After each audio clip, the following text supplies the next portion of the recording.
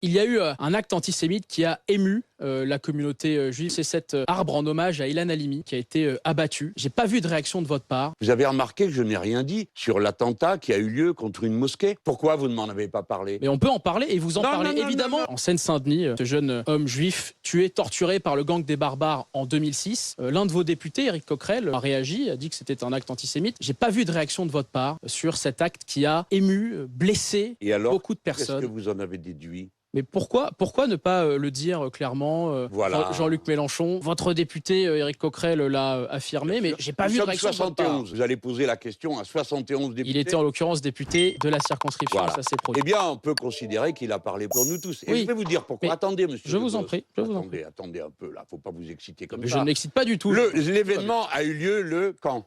C'était il y a à peu près 3 semaines. Non, le 15 août. Moi, je connais la date. Je remarque dans votre question que vous ne vous êtes pas étonné d'un autre de mes silences ce 15 août. Vous avez remarqué que je n'ai rien dit sur l'attentat qui a eu lieu contre une mosquée. Et vous savez pourquoi? Eh bien, parce que je revenais et que je n'étais pas attentif à l'actualité. Mais c'est bien d'avoir votre explication, Jean-Luc Mélenchon. Premièrement, oui, mais vos insinuations... J'insinue rien du tout.